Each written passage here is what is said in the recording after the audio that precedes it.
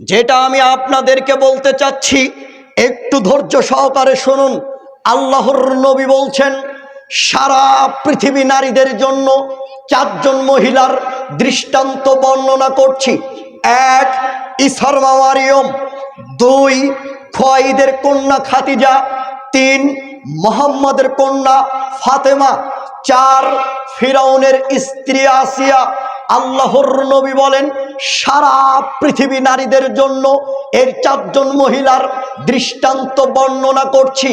এই চারজন মহিলার জীবনী বৃত্তান্ত জানলে, জীবনী বৃত্তান্ত সম্পর্কে অবগত হলে সারা পৃথিবী নারীদের জন্য যথেষ্ট হবে, আর কারো জীবনের প্রয়োজন হবে না।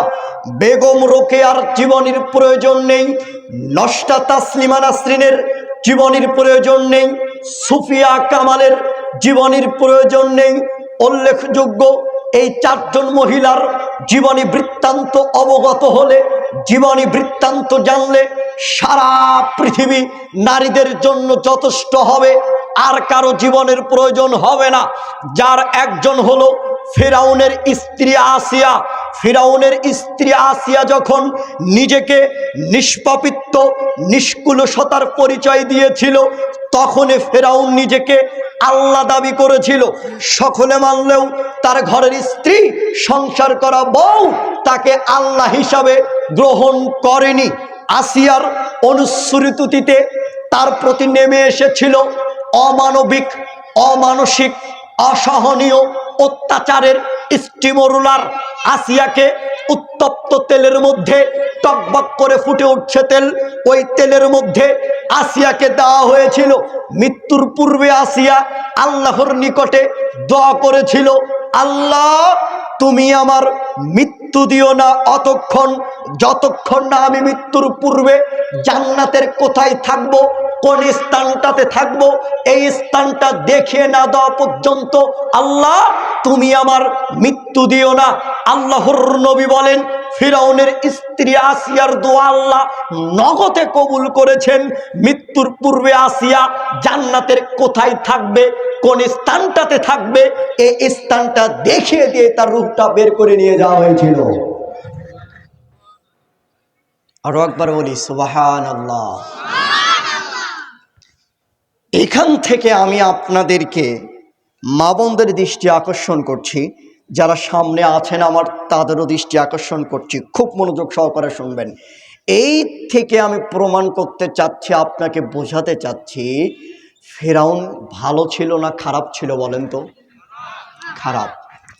তো আপনার স্ত্রী আপনার নামে অনেক কথাবার্তা মানুষকে বলে বেড়ায়। কি করে বলায়? বলে বেড়ায়। আপনি তাকে কাপড়দারি দেন না, খাওয়ন দাওন আপনি তাকে ঠিক মতো দিতে চান না, আপনি তাকে গালিগালাজ করেন, আপনি তাকে মারধর করেন, আপনি তাকে মারধর করেন, গালিগালাজ করেন, কাপড় চোপড় আপনি ঠিক মতো দেন না, খাবারেরও সমস্যা। আপনার নামে গিয়ে গ্রামের মধ্যে মেম্বার, চেয়ারম্যান, যে কেউ হোক না কেন, যে বিচার সালিশ করে তাকে গিয়ে আপনার নামে বিচার দিয়ে আসে। এরকম মহিলা আছে কি নাই?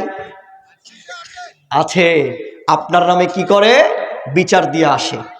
তো ফেরাউন যত খারাপ, তত খারাপ কি আপনি? কথা বলেন না কেন? ফেরাউন যত খারাপ, তত খারাপ আপনি? আর আসিয়া যত ভালো ছিল, তত ভালো কি আপনার স্ত্রী? আপনার স্ত্রী যদি দিনরাত 24 ঘন্টা আল্লাহর নিকটে দোয়া করে, যদি ওই স্ত্রীর জিনার সাথে সম্পর্ক থাকে, ওই স্ত্রীর দোয়া আল্লাহ কবুল করবেন না। কথাটা বুঝেছেন আমার? আসিয়ার দোয়া আল্লাহ নগদে কবুল করেছেন, নগদে। শুধু দোয়া করতে বাকি, কবুল হতে বাকি নাই। সুবহানাল্লাহ পড়েন, আরো জোরে সরে পড়েন, আরো জোরে। আর আপনার স্ত্রী যদি আল্লাহর নিকটে দোয়া করে কিন্তু তার জিনার সাথে সম্পর্ক, তার দোয়া আল্লাহ কবুল করবে না।